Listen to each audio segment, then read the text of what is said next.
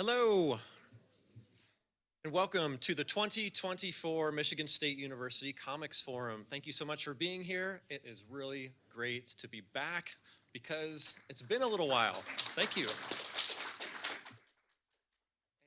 I actually wanted to address that because I've been getting some questions like, when is the Comics Forum happening? Is it happening? What's happening? And the previous Comics Forum, I made an announcement that we'd be shifting our schedule from an annual to a triennial event. And the reason for that is pretty exciting because there is a national society called the Comic Studies Society, or CSS. And if you're not familiar with the Comic Studies Society, it's an interdisciplinary study open to all who share the goals of promoting the critical study of comics, improving comics teaching, and engaging in open and ongoing conversation about the comics world. The Comic Studies Society also has an annual event that travels to different locations every single year. So that's great for scholars because if it's far away from you one year, it's probably going to be closer the next year. But it's also kind of a pain when it comes to organizing the event and finding a different place to hold it every year. So Michigan State University reached out to CSS and said, what do you think about forming a partnership and coming here every 3 years, where we just happen to have the largest public collection of comic books in the whole world, right here in our special collections library. So that's what's happening. So that's what prompted this shift to a triennial event. So now our previous Comics Forum happened in 2021. That was followed in 2022 by the Comic Studies Society. In 2023, we had an invited guest who was Justin Hall. He came to do an artist lecture and a film screening of his documentary called No Straight Lines, which is about queer cartoonists. And this schedule is continuing into the future. So Comics Forum, CSS, invited guest, repeat that. So essentially, we still have significant comics events at Michigan State University every single year. They're just on a rotating triennial basis, so I hope that clarifies things a little bit for anybody who had questions. So this brings me to a couple of milestones, actually.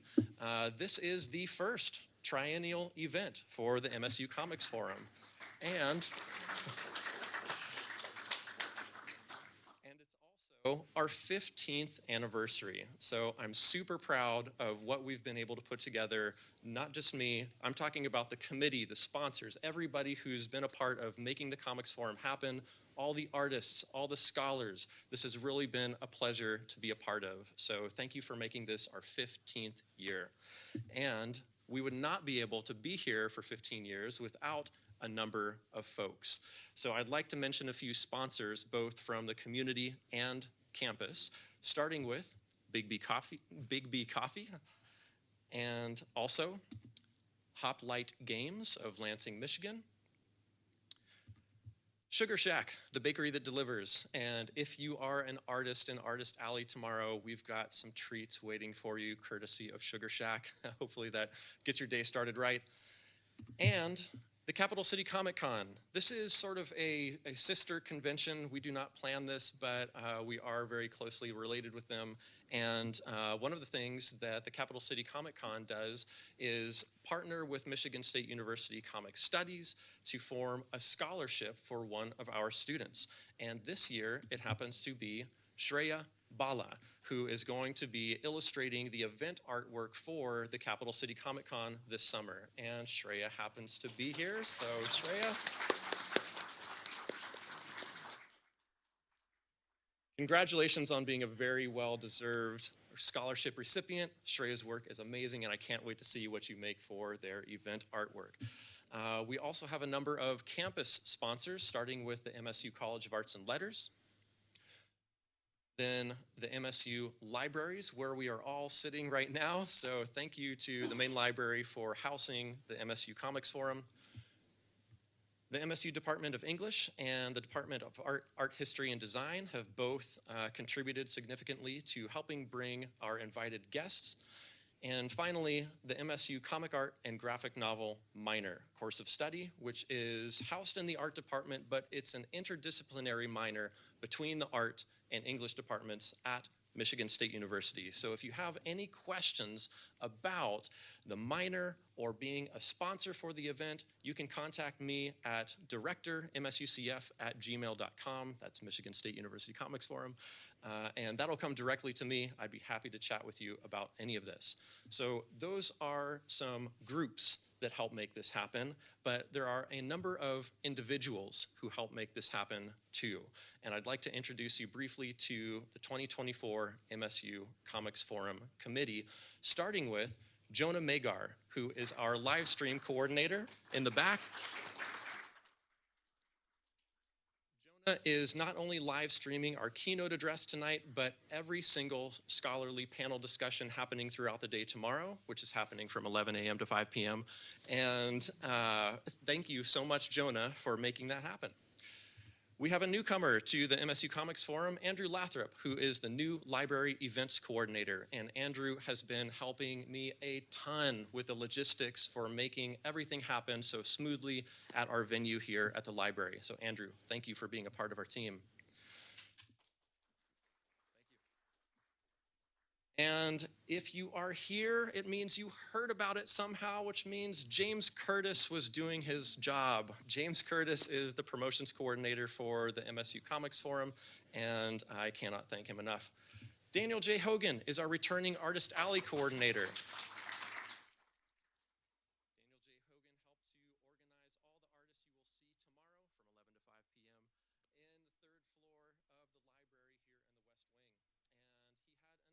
This year in Michelle Hardy, who also helped to find some new sponsors for us as well. Julian Chambliss is our returning panel coordinator. So Julian organized the panel discussions that will be taking place throughout the day tomorrow, and our scholar keynote speaker, Rebecca Wanzo. So thank you, Julian, for being a part of our team. And Sharif Abu Al-Saud is our continuing webmaster who helps me out of jams when I get us into them on the web. So Sharif, thank you for all of your help. And finally, there's some other guy, but you've already heard enough from him. So please give a big round of applause to everybody on the MSU Comics Forum Committee. All right, I'm no dummy. I know why you're here. So let's get to it. I'll try to give you a real brief introduction to our 2024 MSU Comics Forum creator keynote speaker, Keith Knight, who is an absolute veteran in the comics industry. He has been making comics for literally decades, and recently he has started to don some new hats in the co-creator, the producer, the writer, and the inspiration for Hulu's television series Woke that is based on his experiences, and he's going to tell us about all of this and more. So if you wouldn't mind helping me give a very warm Michigan welcome to our 2024 MSU Comics Forum creator keynote speaker, gentleman cartoonist, Keith Knight.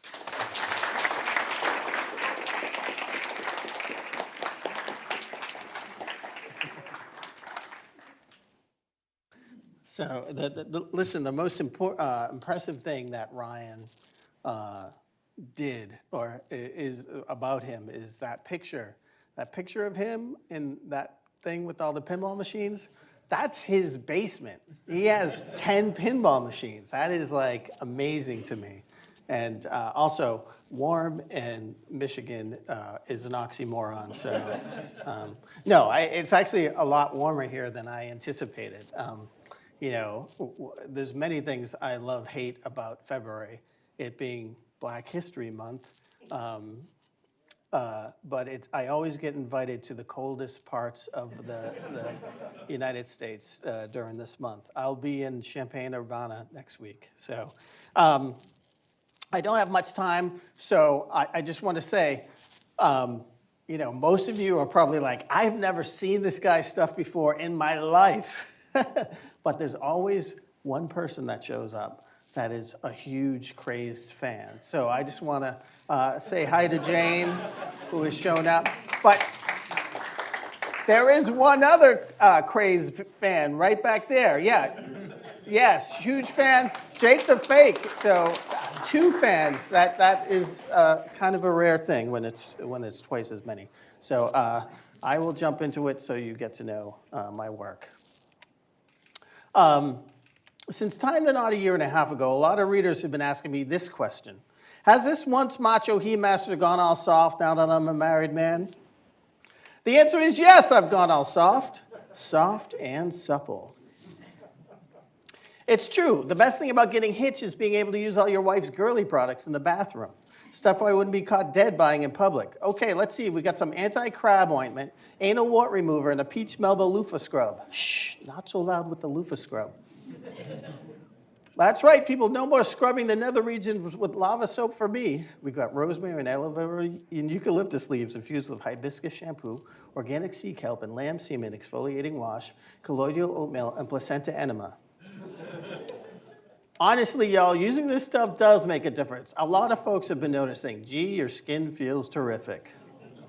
So this is what I do. I do autobiographical comic strips, usually about mundane things. But usually what I do is try to make people laugh, and then punch them in the face at the end. That's the way I work. Laugh, tickle, tickle, punch. And people say, well, how did you get this way? Well, I grew up in 1970s Boston. And this is the most famous photo coming out of Boston in the 1970s. And I didn't know much about this photo when I was young. I just knew I was sort of fascinated by it. And it sort of encapsulated my experience growing up in America. I grew up in Boston. And, Massachusetts, I guess, has what you would call a reasonably decent educational system. But I will say this, in my 12 years of schooling there, I did not receive any book where the protagonists looked like me. I got more books where the protagonists were animals than people of color, people that look like me. So, Charlotte's Web, the Jack London books where the dog is a hero.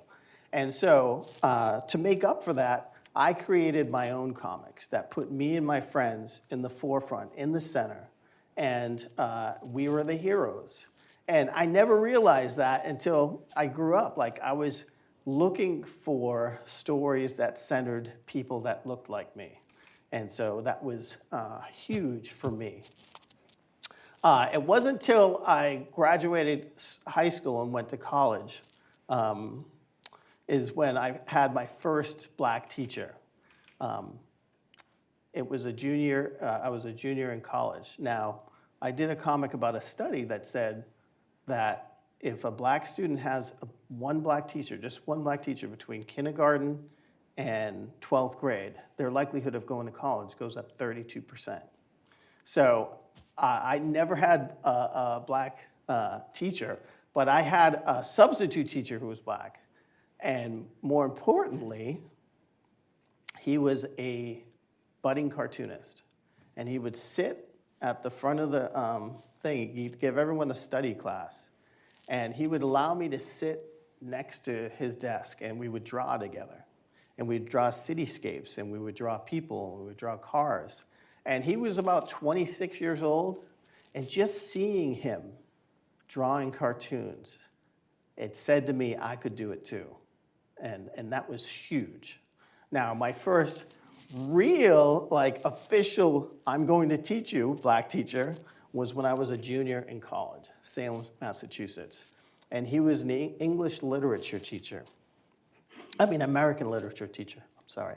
And when he gave us writers to read, he gave us Ralph Ellison, Richard Wright, Maya Angelou, and James Baldwin. And when someone said, why are you giving us all black writers? He said, I'm giving you all American writers. And right then, my head exploded. That was an eye-opening thing. Because when you think of American literature, we were expecting Mark Twain. We were expecting, Walden Pond, all the usual stuff that you get. And he was trying to tell people that you weren't getting the whole picture. And so because of that, my comics went from being about keg parties to being about what it's like to be a young black man growing up in America. This is dedicated to that one black kid, The K Chronicles by Keith Knight. This is dedicated to that one black kid who lives in that tiny-ass town off the highway in the middle of nowhere. This is dedicated to that one black kid who was not into hip-hop in high school. Black Sabbath's not black, you know. This is dedicated to that one black kid who gets used as the reason why someone isn't a racist. I can't be prejudiced. My mom invited one to my 13th birthday party. This is dedicated to that one black kid with hair people want to touch all the time. Back off. Is it like a Brillo pad? This is dedicated to that one black kid who gets told they're not really black. Yo, man, brothers don't do what you do. Hey, it's a compliment coming from me. This is dedicated to that one black kid who always gets asked by white folks why they can't use the N-word. Why ask me? I don't use it. But you could if you wanted to. This is dedicated to that one black kid who wonders if they measure up to the myth. This is dedicated to this one black kid. So this is like black people bingo. Whenever I have a poster of this at a con, people always go, oh, that was me, that was me, that was me, and then they go bingo. But this is one of my most personal strips. Before the word, microaggressions existed, I channeled this into this comic strip, but what was surprising to me was how much it resonated. The more personal I get, the more universal the comic gets. So after this, I started getting lists from like that one Latino kid, that one gay kid, the one disabled kid, and it just goes to show you that our personal stories, telling our personal stories, the more truthful you are, the more you tell your story, the more it resonates. Which leads me to my deep James Baldwin first saying of the evening. You think your pain and your heartbreak are unprecedented in the history of the world, but then you read. So I'm going to be referring to James Baldwin all through this because I go down YouTube holes of James Baldwin, and it's a wonderful, wonderful experience. Black and white YouTube, him just, with a cigarette and just dropping science. So in 1999, I was asked to do a second strip beyond the K Chronicles. The K Chronicles is my multi-panel autobio strip. I launched a strip called Think. Now, Think was basically the opposite of the K Chronicles. Instead of autobiographical, I was going to take it from the news. Instead of multi-panel, it's going to be single panel. And I came up with the name Think, obviously ink, makes you think, blah, blah, blah. But this is two things I've noticed when you're staring at a blank page and you don't have an idea. One is, Think is my last name spelled backwards without a G. I realized that 15 years on.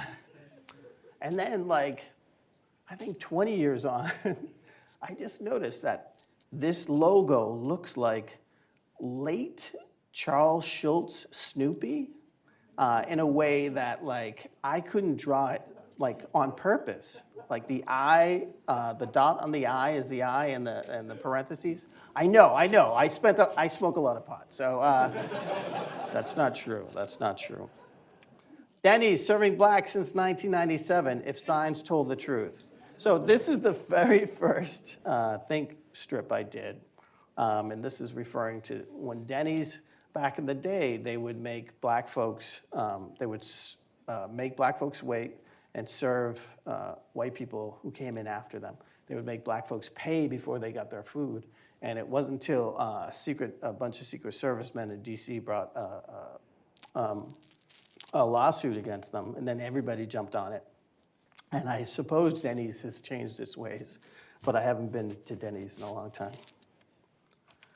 Your sister had the baby, it's a boy. The exact moment radical black activist Thomas X realized that, yes, indeed, he was an Uncle Tom. What was promised? 40 acres and a mule. What was got? 40 ounces and a pit bull. A screening for women only, that's discrimination. I demand entry. Hey, Louise, we got another snowflake wanted to get a pap smear. Send him in. This just in, police have just released the description of the alleged gunman who's been terrorizing the downtown area. Please don't let it be a black guy. Please don't let it be a Middle Eastern guy. Hot, they'll never catch me. Ah, the power of white privilege. Um, All lives matter, asterisk, restrictions apply, see skin color for details. Well, this is one for the election year, voter suppression bingo. And this is one for the older folks in the house. The penis monologues of Wilt Chamberlain, Jimi Hendrix, and Milton Berle. How was it? Way, way too long. So look it up. You're doing this because I'm black, aren't you? Oh, now see, why do you always have to play the race card? So the race card, black on black crime. What about Chicago? Well, Africans had slaves too. These are all the things that white people say when they don't want to talk about the thing that is, I think, the most important discussion that we need to have in America today. And that's America's race problem. And I call it a problem is because we don't take the time to actually address it. We dismiss it all the time with all these excuses and all these, but I will tell you this. America is cruising on the fumes of slave culture. The reason why we get paid so little today can be directly connected to slavery. The reason why our jails are spilling out with people can be directly connected to slavery. Everything in this country is connected to race. And I can make the case for any subject. For far too long, we have always, I don't want to be uncomfortable. We're banning books now because no one wants to feel uncomfortable. For far too long, the discussion about race goes like this. One night at Ye Old Gallery opening, frankly, I don't care if a person is black, white, green, purple, or brown. Me too. Who the heck are all these green and purple folks white people are always talking about? The K Chronicles by Keith Knight. I'm sorry, I consider myself relatively open-minded, but I have to draw the line at purple people. I know this ain't PC, but purple people are nothing but barely civilized knuckle draggers. Believe me, I know. I sat next to one in second grade. When I was growing up, a purple family moved in next door, and the whole neighborhood started to smell like Fig Newtons. And I swear this one guy was hired at my job because he was, well, you know. I heard green folks have 3 nipples. I think I'd better be going. Me too. Be careful walking back to your car. The purple people might get you. So yeah, purple people, blue people, you know, if you've seen the show, you've heard this. You know, unless Avatar is a documentary, there were no such thing as blue people. There were no such thing as purple people. We have to couch this discussion in reality. And I guarantee you, if a purple or green person came in here, you'd be scared shitless. And you'd be like, what is this? Actually, at a Comic-Con, that is kind of normal. So I can't really say that joke at a Comic-Con. Anyway, we have to have the awkward conversation. We have to feel uncomfortable. And it's the only way we grow. It's the only way we learn. And when people say silly things like, I don't see color, or, oh, you know, yeah, like I don't see you as you know, black or brown or Asian or this or that. I just see you as a person. You're saying you have to block out a huge part of me to accept me as normal? Like that is a huge insult, okay? So please don't say that you don't see color. Don't say that, oh, you know, I don't care if, because you do care and you should care. And we should be psyched that we have diverse friends, that we have diverse tastes in food, that we have friends that are older and younger and of different religions and all these different things. We should be proud of this. And we should, you know, we should purposely seek out folks that we're not familiar with to get familiar with them. And not online. Online is terrible. You would never no one would ever speak to a person to their face the way they speak to people online. It's terrible, it's horrible. And I ask you, don't get into it with anybody online. It's pathetic. Anyway, in 1998, I made the biggest mistake of my life. Oh, no, not 1998, I'm sorry, 10 years later. I launched a daily comic strip. I wish I'd launched it in 1998, but 2008 was the worst year in the newspaper industry. It's where the bottom fell out of the economy and all these newspapers went out of business. But my wife had our first kid and she's like, you know what? I don't think I want to work. I want to stay home and raise our son. So I was like, oh, okay, sure. So I took on a daily comic strip. Now, it's not that I didn't enjoy doing it. I did enjoy doing it. The deadlines are a nightmare. And because, instead of being in 500 newspapers, you work like, by now, getting in 50 newspapers is like this huge thing. But it does not pay, so it's a bit of a nightmare. But I created a lot of really fun stuff, including the Clovis character that I ended up using in my TV show, plus a bunch of different things. And this is one of my favorite Sunday strips. Vet mentoring. A guy in my unit smothered an IED, took one for the team. When I got home, I went to tell his loved ones what kind of sacrifice he made. Turns out he was gay. I was the first one to let his partner know what happened.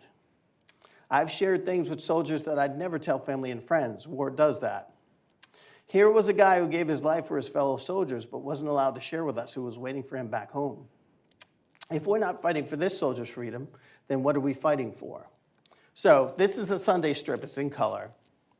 I ran in the Washington Post. I think I ran in Detroit. I ran in Philadelphia, San Francisco, Boston, and San Diego. This strip was about the law in the military called Don't Ask, Don't Tell. Don't Ask, Don't Tell was this law that says you could be gay in the military, but you just can't tell anybody. And so if you're putting your life on the line and like just throwing it all out there, but then you have to remember, oh, I have to remember that talk about my girlfriend, my fake girlfriend or whatever. It's crazy. It's a silly idea of doing that. So I did this comic strip and I started getting all these emails from military people. And there were 27 emails. Each one of them said, your comic strip made me think, change my mind on Don't Ask, Don't Tell. It shouldn't exist. And then I was like, whoa. And then I kept on looking. And most of them were from San Diego because it's a big military town. And they were all saying I think we should get rid of Don't Ask, Don't Tell. And in our wildest dreams as cartoonists, we always wish we could create something that would change people's minds. And here was evidence that minds were changed. Now, I told you that my strip ran in places like Boston Herald and Philadelphia Inquirer, but also the Washington Post. And it ran, that strip ran in 2014, I think it was. And this is the Oval Office of the president of that time. And on his desk are the Sunday comics. Now, it ran in 2015, June 2015 of that year. In October of that year, he repealed Don't Ask, Don't Tell. Now, I'm not going to say I had anything to do with it, but the evidence is right there. So comics can change the world. And I just want to say, comics, I think, are the oldest medium we've ever had. Cave paintings are comics. Basically, this person draws animals better than I do. But they tell stories in ways that books and other mediums don't tell. It's a great combination of storytelling. I think hieroglyphics are comics. When people say, oh, comics were invented like in America and at this time or that time, but in the Cranach Museum last year in Champaign-Urbana had this display of Dutch like from the 1600s. And these are editorial cartoons. This editorial cartoon is, I wrote it down, it's the French King Louis XIV and James II, and this is the war that they had against the Dutch. But there's all these symbols. These were the first artists that actually they didn't do just generic people, they actually did parodies of caricatures of different figures, so different kings and stuff. And they would print these out and they would post them up on trees, on buildings, and then whatever words that were there, the people that could read would read them to the people who did not understand. But here's another example of it, which is, this is a straight up comic strip. And it's got the numbers 1, 2, 3, 4, 5. And it's about digging up dead bodies. And apparently these dead bodies are like caricatures of some like famous people. And, you know, comics have been extremely powerful for years before anyone knew they would be. And they've been used for propaganda for centuries. And, you know, this is, you know, unfortunately, some of the anti-black cartoons that were run in a Wilmington newspaper.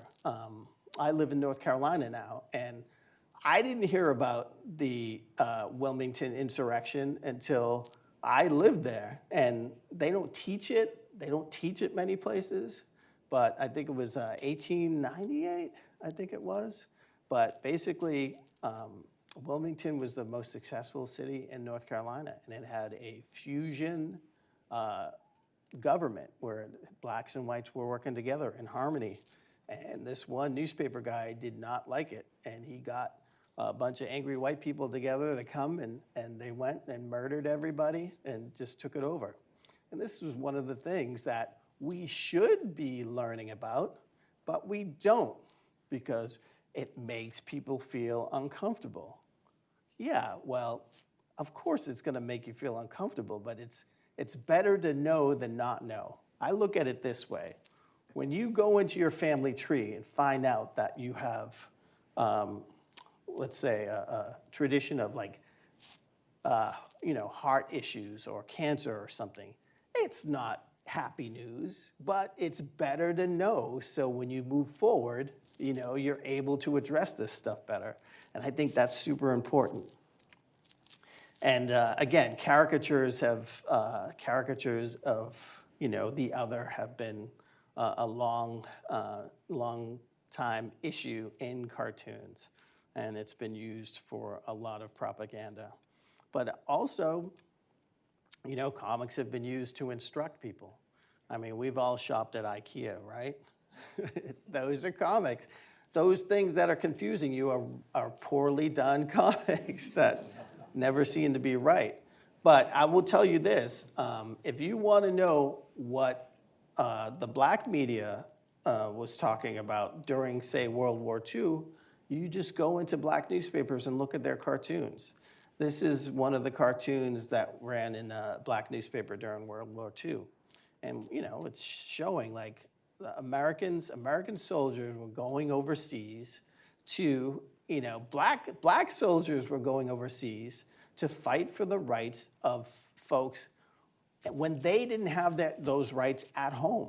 I mean, literally, there were stories of black soldiers who went over, fought valiantly in World War II, along with the white people, and then they came back, and those same white people, once they got to the States, murdered them, straight up murdered them. My dad will not visit me in North Carolina because of what he experienced when he was in the military in the South. And, you know, a lot of people sort of hold the South accountable for all the things that happen, but no, like if you look up all across this country, you look up sundown towns, you know what a sundown town is? Like all the people of color get out before the sun goes down. It's all over this country. Culver City, California, where I lived, was a sundown town. I currently live in a sundown town, Carrboro, North Carolina, and it's known as the Berkeley of North Carolina. There's a lot of history that we don't take the time to learn, and I think it's really important that we do. And I think we can learn it through comics. And I think comics gives us, it's like sugary medicine, you know? And I just know that I would have been a much better student if I had gotten comics to read as opposed to just regular books. Anyway, one of the biggest, famous, most coolest comics to ever come out was this one. So this was a comic about Martin Luther King and the protests in Montgomery, the bus protests. And what they did was they put it in a comic book. They printed up 500,000 of them. They dropped them off in schools, libraries, and churches. And this comic inspired generations of civil rights activists, including this civil rights activist. This young man read that comic and was inspired to march, and he went on to become a big politician, and he was asked, when he talked about that comic book, his assistant said, well, why don't you do a comic book about your journey? And he's like, no. And he kept on pestering him. And then finally he said, okay, I'll do it if you help me. And so John Lewis and his assistant came up with March, the March series. And this is an amazing book, and it's, I'm sure it's banned some places because it talks about awkward things. But one of the greatest things in the world was at Comic-Con in San Diego. When the book came out 11 years ago, John Lewis cosplayed as his teenage self and marched with a ton of kids through Comic-Con. And it was like one of the most amazing experiences to see that. And it was just really cool, just really amazing. Anyway, he's one of the folks that I do these portraits of folks who have inspired me over the years. So I love doing the research, looking at different pictures and quotes and stuff. And it's a great learning experience. That's the reason why I do it. But looking into the past, I just realized seeing other cartoonists like Holly Harrington, Jackie Orms, Maury Turner. When I look at their work, they were doing this, they were covering the same issues that I was covering. Issues just about civil rights, about voting rights, about just getting a house, police brutality. We are talking about the same issues 50 years later, 100 years later, and nothing has changed. Now, you can say, oh, well, come on, things have changed. But ultimately, it hasn't changed in the sense that,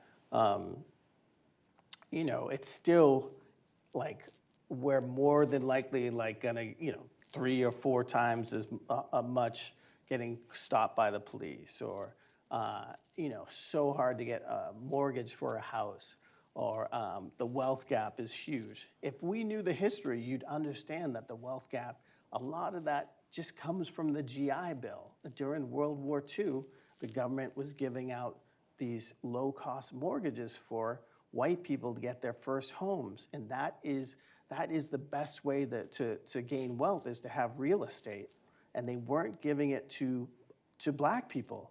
And black folks were getting pushed into the worst parts of town. If you notice, well, this is East Lansing, isn't it?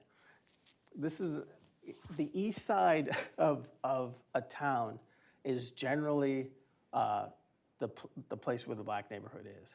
Why is that? Because the wind blows across the west, and that's usually where they put the dump. They put everything where they put any toxic stuff. It's usually the east side of town, which is the black neighborhood. And the only place where it isn't the black neighborhood is on the coast. It's on the East Coast, because that's valuable real estate.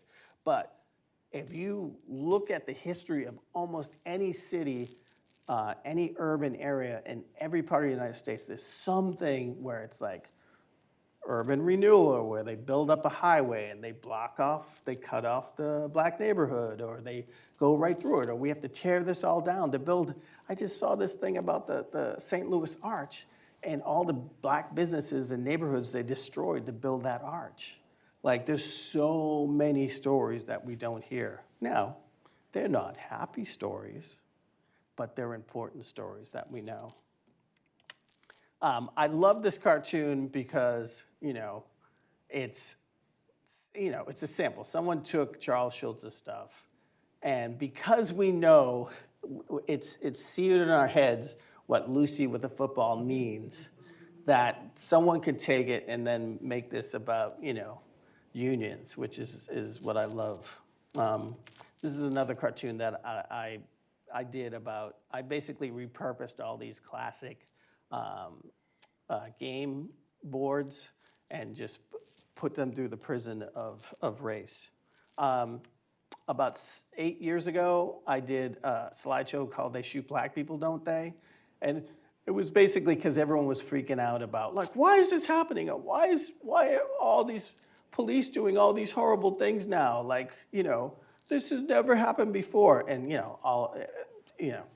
it's the first time white people are seeing it because everyone has a cell phone, so they're recording it. If you go back, my dad tells me stories about how much he was hassled by the Boston police. You go back just centuries, and if you know the history of the police, you would know that they came out of slave patrols. Slave patrols were poor whites that were hired to keep the black and brown population in check, and they would, chase them down if they took off. And so I did a series of comic strips and slideshows across the country. And this is the firing range where police officers do target practice. How come all the targets are black? What do you mean? They're silhouettes. They're supposed to be black. I'm talking about the afro and the FUBU logo across the chest. Well, I'll be. So I did this in 2009. In 2013 or 14, a young black woman who was in the National Guard in Florida was called her local police department and said, I would love to do target practice. Can I shoot at your station? They said, sure.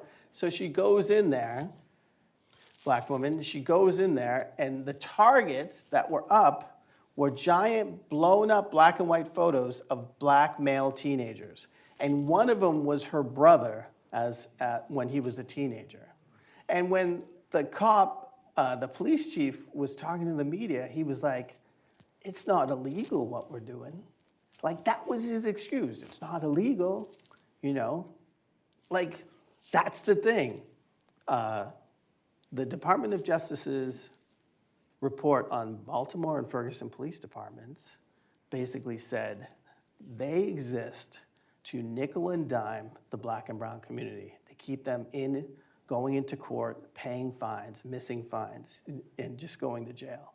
That's what their role is, which is exactly the role of slave patrols. Now, when people say, oh, that's a Southern thing, the first record of the slave patrol was Charlestown, Massachusetts. And when I was a kid, everyone would say, don't go to Charlestown, don't go to Charlestown. Like, it still resonates to this day. So when we look at the current, everything that's happening now has happened before. As much as I don't want to see Kansas City win, and it's because of the tomahawk chop. I can't stand the tomahawk chop. I still have a problem with rooting for San Francisco because of what they did to him. And he's just doing what this guy did, decades ago. And it really, once everybody gets old and frail and isn't effective anymore, that's when they look, or they die, that's when, the U.S. reluctantly embraces them, When John Lewis died, all the people that were fighting him so we could just have a decent, civil, voting rights, were like, oh, he was a great person, but they fought him till the end. This guy was doing it, 50 years before Ali was doing it. So, yeah, ultimately it comes down to this. And again, this is the thing that, I enjoy February because it's my busiest time of the year. But I remember when I first started working, I would only get work during February. That's the only time I would get it. So I would do my job, and then I would make sure I get the check, and then I would cash the check, and then I would write to them. I worked the other 11 months of the year. So, so I'm hoping that this is not, I don't, please. I now do work 11 months of the year, but I just need people to understand that Black history is American history. If you go anywhere outside of the United States, you go to Europe, and everybody's playing our music like, Black music is American music. Black people built this country. And it's hard for people to really grasp that. If you just think about 1619 to 1865, so what is it, 250 years? What could you do with 250 years of free labor? Free labor. You didn't have to pay anything. And if you wanted more labor, you would assault or breed them, and they would have babies, and you could sell off the babies, and you could have more. What could you build with 250 years of free labor? We don't take the time to actually understand that. And the South had an argument saying, if we have to pay these millions of people, because I think at its height there were 17 million slaves. And I think, I don't know, I may have this number wrong, but I think we only brought over, they were only 4 brought over, I can't remember, but it was all just assaults and breeding, but they said if we have to pay everybody, the economy is going to go down the tubes. And they had a point, and that's why, to this day, we should be getting paid, minimum wage should be $30 in this country. But literally, there are still places that pay $7 an hour. And people can't afford to live in these places, and that is tied to slavery. And the reason why the North could get all these workers is we're not paying much, but at least we're paying you something. And that's how the North could leverage how low they pay. And all the different Harvard and Yale, they owned slaves, and there was so much. And I just want people to understand, there are so many things that we don't know. And it's just as important for all of us to know the contributions of indigenous people, of Asian people, of Latino people, of Black people, because, especially white people, because right now, if it's proven that white people didn't do it, white people believe that aliens have done it. And I've seen people make the argument that pyramids were made by aliens. So what I'm saying is this. America is all about race. It's all about it. You go into a restaurant, the deeper you go into the restaurant, the darker it gets. There's a reason for that. There's a reason why a Black couple that's trying to sell their house, they take down every evidence of Black people that live in there because they're not getting the offers that they deserve. They put white people up there, and they get the offers at $300,000 more.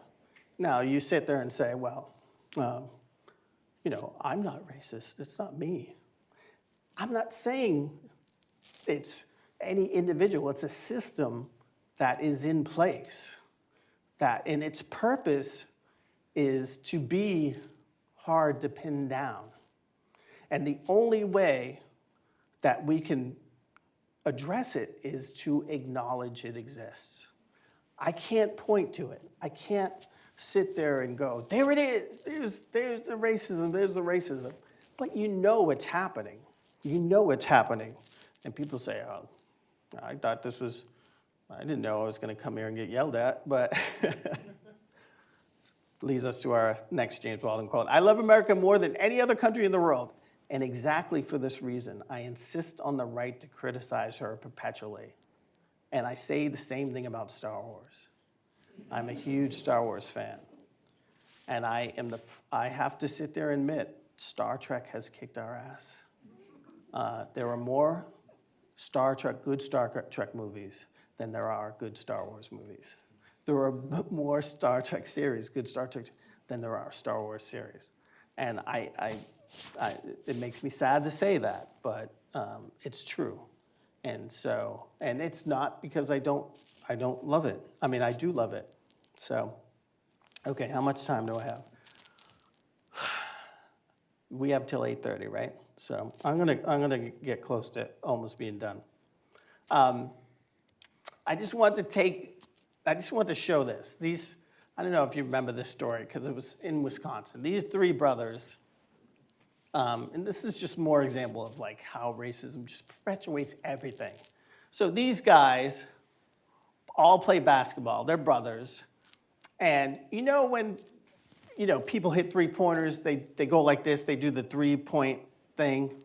They make the three-point sign. So these guys this picture ended up running in the school newspaper or the local newspaper. And basically, the police said that those are gang signs.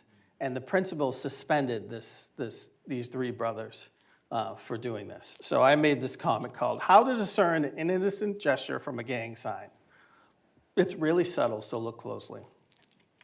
Peace, Vice City Vagrants, three-point signal, Tri-City Bloods, Okie dokie, Oaktown Crips, rock on, bro, West Side Ballers, misguided youth, thug. So, people just were like, this is crazy. And they just kept on posting, like, all these white kids throwing up these three-point signs.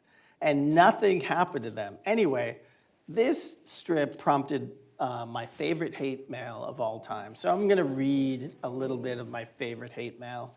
I appreciate you guys going along with this. Keith, regarding gang sign strip. I notice you have used the word discern in your subtle drawings. That is a biblical word reference and term. You have used it out of content. I dare you. God is no respecter of persons. Judge not, lest ye be judged. You are very disrespectful. You are ignorant to the facts, uneducated, misinformed, and are relaying that stupidity to the SLC residents and community. Furthermore, you are a racist bigot who discriminates and suffers from a biased stigma. You will more than likely suffer various forms of mental illness, issues that require prescribed medication intervention from a medical professional. Okay, and yes, I did take a closer look at you. Your heart is evil, wicked, and corrupt with hate, prejudice, and discrimination. Try throwing up the cross. It's the only way to save your soul. It's color for the blood of Jesus. Currently, you yourself are in a gang, probably ugly, a Mormon, and gay, with an extremely small penis. There is a space in hell being reserved for people like you. I throw up the cross. I would, but I would probably get arrested for throwing up gang signs. So about 6 months later, my strip started trending again, and it was because of this. So that lady, the white lady, is a mayor, and the guy she's standing next to is a former gang member turned activist and they were cleaning up the neighborhood. So they took this picture on the news for something. And so when that ran, the news, I'm sorry. The news people went to the police and said, are these gang signs? And the police was like, those are gang signs.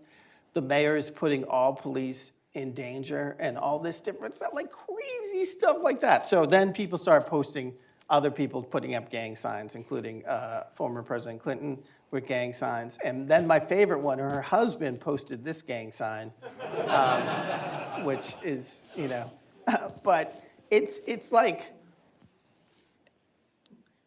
the rules of this country, like all the rules are just arbitrary. Like, police have in their arsenal, I can pull you over for a broken taillight. I can pull you over for not using a blinker. I can pull you over, but who they pull over for those reasons are, pretty, let's just say that generally black folks and people of color get pulled over for those reasons. And then they become something completely. I was sitting on a bus once in San Francisco, and there was a clown on there. He's like 15 years old. And he said something he was impressing his friends, saying something really obnoxious, just stupid and obnoxious. But there was a cop on there, and he said, hey, that's not funny. I don't think you should say that anymore. And then the kid was like, he is in front of his friends, he's not gonna back down. And then he says it again. So then the cop jumps on him, beats him, arrests him, he stops the bus, calls backup, and the cops come and arrest his friends. So there were 30 people on the bus who are all going somewhere, and like all this, everybody's plans are down the tubes because this cop couldn't, like a 15-year-old, he couldn't be shown up by a 15-year-old. And just, it's crazy to me that people are hired with egos but I get it. That's what, you get guns, you get tasers, you can kill people. But the thing is, what policing is, generally, is just sitting in your car. That's pretty much it. It really is. And I think we grow up watching propaganda all the time. When you go home tonight, look at how many police shows there are, how many homicides, how many CSIs, how many, and you just think that it's all about bad guys. Seriously, I grew up watching, I don't know, SWAT, thinking that, oh yeah, I'd love to jump through a window with a machine gun, but it rarely happens. And last year, you would think we were living in a hellscape. But last year, murders and homicides went down across the board, across the country. And we're at a point now, since the 60s, the violence has been so mellow, it's like the 60s back in the day. It was far worse in the 90s. But you would think, with the internet and all that stuff, that we are in a hellscape and that, we're gonna be murdered at any time. And I just don't believe it. Anyway, my TV show. So I don't want you to think I'm just all gloom and doom. I have all these other stories and stuff, but it just seems like, this is the stuff folks think I specialize in good stuff. And I moved down to Los Angeles in 2008 to get a TV show because I was in San Francisco and I was like, oh, the internet's destroying my career, so I have to go and get a TV show. So I went down there and I got a TV show. Now, it didn't happen that fast. I went down there and I didn't have a car for the first 3 years, but then I inherited a car. You have to have a car in Los Angeles so you can drive places. And I met the right people and blah, blah, blah. And then I got a TV show. So they recreated my apartment from San Francisco. It was really fun. I got to write on everything. I got to pick the clothes, the actors, all the sets and everything. I was really involved in everything. Lamorne Morris from New Girl played me. Blake Anderson played my roommate. Look at the guy who's playing the cops. He's already angry and wants to kick people's asses. And that's Mo Marable, the director, who's really amazing with the glasses. T. Murph plays Clovis, another roommate, and that was his first role, and he was really, really funny. There were 2 seasons. I have a secret cameo in both seasons. First season, I was the koala that punches my character in the face. So that my sisters were visiting on the set that night. I couldn't see anything out of that head, so all I could see was the ground. There's a little space and look on the ground, and so you'd hear, okay, koala. And so I would move up towards Lamorne, and then I'd throw a punch, and then I heard one of the extras go, I don't think he's ever thrown a punch in his life. which is probably true. So, but then the next season we shot in Atlanta. So we shot, it's supposed to be San Francisco. We shot in Vancouver in January, February. It rained or snowed 32 straight days. And then the next season, and it was supposed to be San Francisco, so they couldn't wear like all this heavy stuff. Then we shot in Atlanta the next season, July and August. So they had to wear stuff to make it look like San Francisco, and it was like, it was a nightmare. But it was great. Worked with Isaiah Whitlock from The Wire, which is my favorite show ever. And also just had really, this is Sashir Zamana, who's one of the stars of the show. And one of my favorite episodes is she trips on mushrooms in a hotel room. It was a takeoff on One Night in Miami. So she conjures up these historical figures and just has a wild experience. But the second season, my cameo was I was a mime, and which is if you're a big fan, I did a couple of comic strips about being a black mime, and how I had someone say, oh yeah, so I can't wear blackface. White person, I can't wear blackface, but you can wear whiteface. And so if you hear it, you can hear that line in my scene. But here's the thing. Here's how I became the mime. We were gonna hire a mime, but the mime was asking for too much. So I was like, screw that. I'm gonna be the mime. And the saddest thing about it was they just had to put makeup on me. Like, I didn't even change my clothes. Apparently, I dressed like a low-rent mime. So it was just like, okay, you're ready. You look like a mime. So, but a lot of really nice things have happened since the show. My alma mater, Salem State College, gave me an honorary doctorate. So now I sign all my comics doctor. And I'm waiting for someone to say, okay, you can stop with the doctor stuff.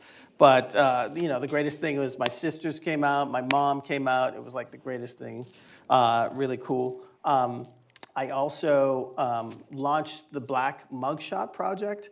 Now, the Black Mugshot Project is, so basically the thing that drives me crazy when I go searching for ideas for Think,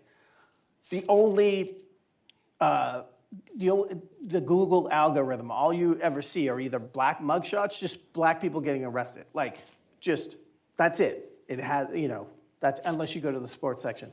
But for the most part, it's just black people getting arrested. So it's just like, this drives me crazy. Like, is there, but there's a tendency not to, it's just to post those things. And you don't see any stories in the algorithm about anything more than black people getting arrested. So I was like, okay, so I bought the URL, blackmugshots.com, and I took a picture with my favorite mug, and I put hashtag Black Mugshots, and I encouraged everybody else, white people to have a black mug, to do Black Mugshots, but everybody, all black people, you can use any mug. And so post online Black Mugshots, hashtag Black Mugshots, and see if we could break the algorithm, because if you put in black mugshots, it's all these mugshots. So it took a month and a half to break the algorithm. It took me getting into the Washington Post and Seattle Times, all these different places, and then just people posting it. And so if you Google black mugshots in the Google search, my face comes up along with all the mugshots. And also Lamorne's comes up too. Lamorne's comes up. Okay, so in the end, when I look at this picture now, I see a bunch of poor white people, okay? Poor white people really angry because a bunch of rich white people decided, instead of funding schools in black neighborhoods, we're gonna bus black kids out of their schools into poor white schools. And here's the thing. As bad as the poor black schools were, they at least had teachers that wanted to teach them. And I've heard this from older black folks from all over the country. They said teachers actually cared in educating us. When they got moved to the white schools, a lot of white teachers were not, they were like, I don't want to teach you. Like, I don't want to do this. And I don't think we realized, like, just sort of, why don't you just fund equally, the schools in the black neighborhoods? And they just, it's on like a tax revenue basis. So it's perpetually, they're always going to be underfunded. And so, so you got a bunch of angry, poor white people looking to take it out on black people. So this guy's a lawyer, the black man there, just happens to be there, so they're going to take it out on him. And know where the rich white people are? In those buildings up there, looking down, going, ha ha. So that is America in a nutshell. That flag, taking that flag and terrorizing that guy, that is America in a nutshell. Because back in the day, rich white folks were like, how can we prevent poor white people from getting together with black people and indigenous people and taking our wealth away? We'll create a racial caste system, and we'll make sure that the poor white people always think that the Mexicans and the blacks are taking their jobs and blah, blah, blah. And it's worked brilliantly to this day. Fox News, and I know some of you watch Fox News, but Fox News has done to white people what white people thought hip hop would do to black people, which is make them really angry. And that's all Fox is there to do, is to make you angry, as if we're somehow taking all your stuff away. And I want you to move forward like that. And also, when you watch Antiques Roadshow, realize that that is just about white plunder. There's never any black folks on there going, oh, my uncle went to China 70 years ago and brought this back. It's just white people with all their stolen stuff and they're bringing it back and making money. It's kind of funny, but it's... Anyway, what does this have to do with... I thought you were going to do cartoons saving the world. Listen, cartooning does save lives. Tell me a decision that changed the trajectory of your life, but you can't say choosing your faith, getting married, or having a kid. Failed suicide attempt. Turns out I'm a coward. No big surprise there. Grim shout out to Keith Knight. Reading his comics was going to be the last thing I did, and it kept me reading until someone else showed up. So yeah, as far as I'm concerned, Mr. Knight's comic saved my life. Sorry for the bummer story, Keith.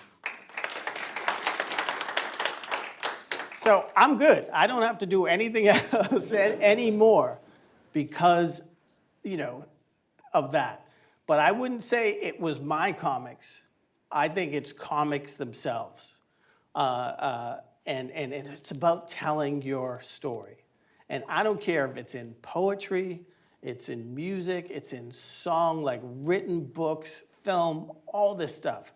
If we tell our authentic stories, everybody here will be able to relate in some way, shape, or form.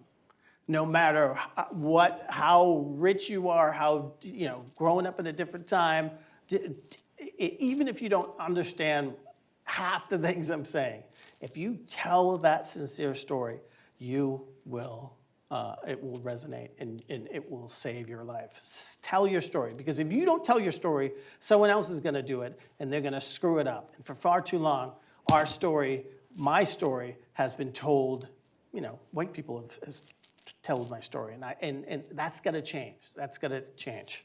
Anyway, speaking about silly stories, I was a teenage Michael Jackson impersonator, and that's my new book. And it was during 1984. Thriller was huge, and that we needed somebody to do Michael Jackson for the finale of the variety show, and so that's what happened. But I will tell you this: I made more per hour back then than I do now. But I only did it for like a half hour, and then I was gone. So yeah, that's my latest book. But I have collections of all my different comics and everything. I just want to say thank you. I appreciate it. And I will, one last thing.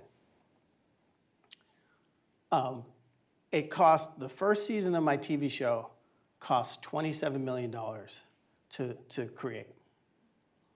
It was based on cartoons that cost $1.27 to create. And that's why comics rule the world. Thank you.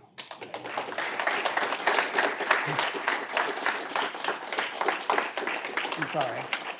I went so long. Are there any questions or anything? So we do have some time for questions. We've got mics on either side of the aisleways here, but we do need to take off at 8:30 because we've got to eat, and Keith and I need to talk about a different month for the Comics Forum. In the meantime, if there's any questions, please come up to the microphones. And if you don't want to come up to the microphones, I will repeat the question for the broadcast because I know these are very far to walk up there. Any questions about anything? Yes. Sorry, got to turn my cell phone. We got one from the internet from Nevin Spearbrecker. So how do you feel about AI and its impact on comics, especially in light of the Sports Illustrated writers being found out to be AI? Well, you know, I just find it sort of interesting. I was part of like the Midjourney AI drop of the 16,000 artists that they were putting into their computer. And I don't know, I sort of felt complimented that I was included. I was just under Keith Haring.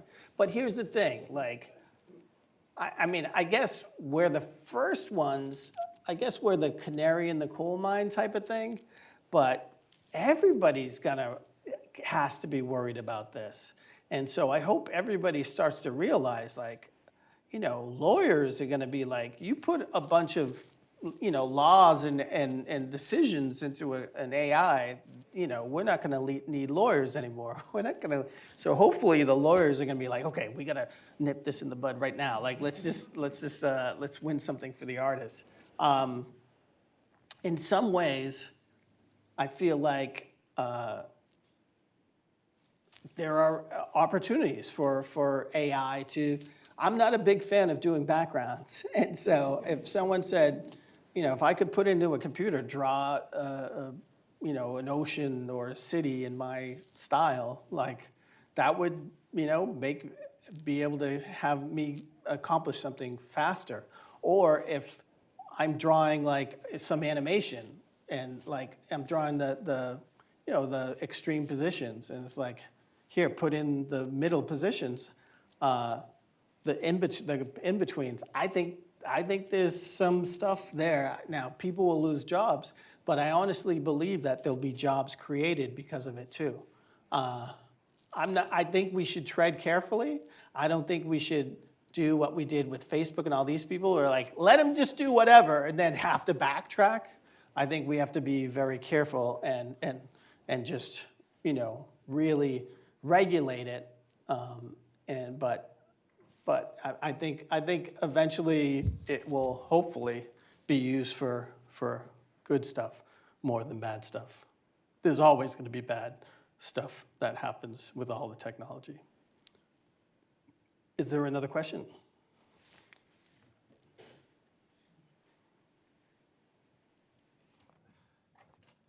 He's walking to the podium. Well, first of all, thank you for being here. Sure, but make sure you speak right into it though, so. Right. All right, so my question is, so you've had a pretty long and substantial journey within making comics, within being an artist in this field, a Black artist no less. But obviously with a journey as like storied as yours, your impact couldn't have been felt the entire time. So my question is, during the times where you couldn't quite see where you were going or couldn't quite feel the impact you were making or the change that you wanted to make, like what kept you going? Like what sustained you? Ego. You know, I always thought I would get a television show. I just thought, you know, it would be some sleazeball outfit from, you know, Vegas, and they're like, "Oh, we ran out of money, so we had to take on some, investors, and there has to be way more, nudity in it and violence and all this different, But no, it was just amazing experience, and I think, what has made my career last so long is my ability to pivot. And you have to be able to pivot because the comics are a cruel, like comics, it's obviously it's a great thing if you're introverted, you can sit at home and just drop, but if you actually want to make a career out of it, you have to, it's 85% marketing and 15% art. So you have to get out there. Now, I am a people person, so I've made it work for me. But I have to, I have to do these slideshows. Like my comics, I'm not in so many places that's all. I have to do the slideshows. It was great when the TV show was going, but we only got 2 seasons out of it. I would love to get another project going, but it's a constant. You have to continually have revenue streams constantly, and yeah, my ability. I've always just listen. The more I learn about what Black folks have gone through, and I will say this, and I didn't learn this until I got to the South. And when you go to some of these places like Stagville Plantation, which is one of the biggest plantations in North Carolina, and they were able to build people who, if they were educated, they would be punished. They would lose limbs. Like they would be, if you learned to read, they would take your hand off or your foot off or something like that. For folks to build the largest agricultural building in the South with no plans and that is resilience. And I just realized, after being there, that Black people have gone through the worst possible things that people can hardly even comprehend what was going on, and even I don't like watching any of these recreations of it in movies and everything. It's triggering, but we come from resilient survivors who have pivoted constantly to make it. And so this is, we are standing on the shoulders of giants.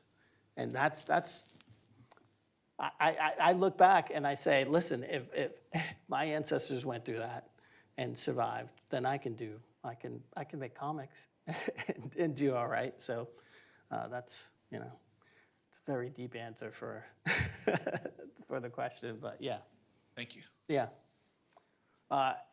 Any more questions? Yes. I have a question. I think I can And I will repeat it in the microphone. Well, I have 2 questions. First, what is your relationship with like Black female comic strip artists like Jackie Orms? And then my second question is, what is your, and this is more animation, but what do you think about like Coal Black and the 7 Drawers, which is my favorite cartoon of all time, and how Tex Avery, I think it was trying to actually highlight Black culture when he did some of these censored cartoons? Well, it's interesting, right? One, Jackie Orms is amazing, and I think I had a page in there with Jackie Orms. She was the first Black female syndicated cartoonist, and she created these Black dolls based on her characters and stuff like that. Amazing, like all these folks that you learn about, and there are documentaries out there about some of these cartoonists, but. Yeah, the internet is a wild thing because I'll put on Warner Brothers cartoons for my kids, and then eventually like some horribly racist like thing will pop up, and it's to me it's a learning experience. Some of the stuff that they like are like like Tintin and some of those, and just the way they depict African people in those. It's all a learning experience. Like just saying like this is the BS. This is the reason why I do comics. Like and people need to make comics about African folks need to create African comics, and they're out there. But I think it's important to see some of that stuff because, yeah, some of that stuff's the Coal Black and the Seven Dwarfs. Like I remember seeing that.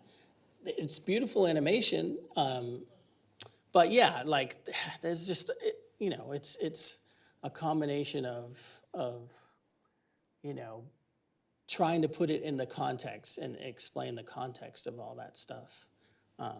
Yeah, it's interesting. It's interesting. I always I got a call from a publisher who wants to reprint all the Tintin stuff, and they were like, so, they were asking me like, should we cut all this stuff out? Now, I don't think they should cut the stuff out. I think if you want to comment on it and put it in context, I think that's important. But yeah, I remember one time, I don't know how they got away with it, but it was Tom and Jerry. I would watch Tom and Jerry with my cousin. And there was one where this millionaire was giving money to the dog that always fights Droopy Dog. And he was like 100, 200, and then something explodes. And then when the smoke goes away, he's black, and then he starts messing up the count and everything. And like, it's one of those things where someone there was like, I'm gonna run this band cartoon. But it basically, I remember seeing that as a kid, and it was interesting to look into that and find out that stuff. But here's what I will say just about history and all this stuff, and history in anything. Have you ever noticed that the worst music or the worst hamburgers are the most easily accessible hamburgers and music? So all the pop stations, all the McDonald's, okay? The best hamburgers and the best music are harder to find, right? They're left of the dial, or the hamburger place might be in some shack somewhere, like you have to drive 20 miles for them. This is the way with history, with American history. The worst is the most popular, Columbus.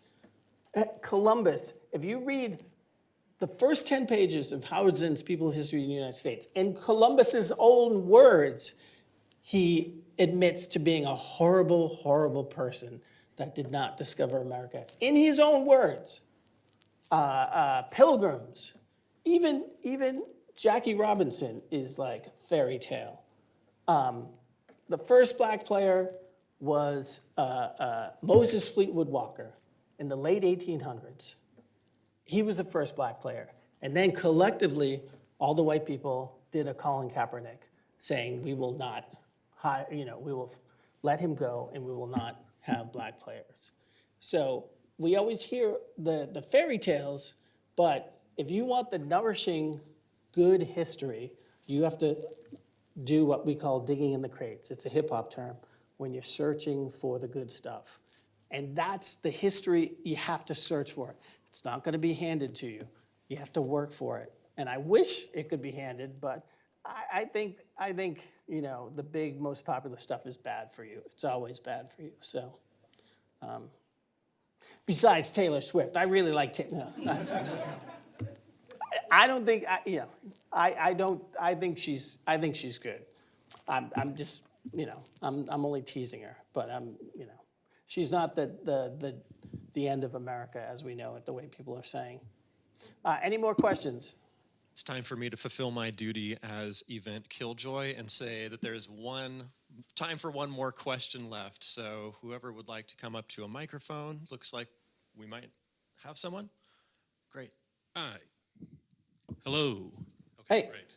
How do you balance kind of the humor and horror in what you write? These situations are horrifying, but you have to like make them into something that's palatable and something that we can learn from and potentially. I mean, there is a fine line, right, between humor and tragedy. Like that's, I mean, and that's it. And I think black folks do it better than anybody else. Is like it's so horrible that you gotta laugh at it, you know.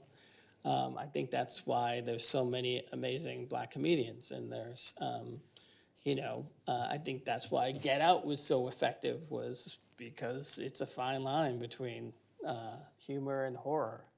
And so you laugh to keep from going completely insane, and I think that's good for anybody. And so I like to think that that's my comfortable, that's my sweet spot, is sort of balancing the funny with the tragic at the same time. So Thank you. yeah. So I hope you guys come tomorrow to this event here in the library. And, I don't have time to sell the books back there, but I'll have all this stuff plus way more stuff tomorrow. And we can continue this discussion. And listen, my comics aren't all just a big downer. Like, there's actually really funny stuff, going on. It's just, this is the stuff that I think people walk away with and go, oh, that makes me think a little, And there's always one person, and they'll either email me or they'll say it to me later. It's like, I don't necessarily agree with a lot of the things you say, but I understand, you make good points. So I'm just letting you know I appreciate even those who think I'm full of crap. Thank you.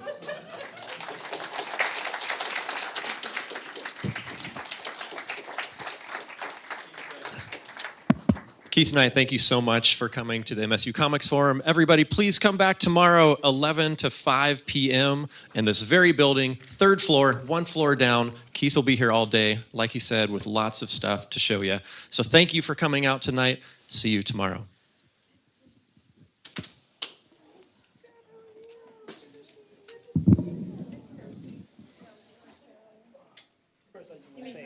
I can't abide the Star Wars slander, so there's that.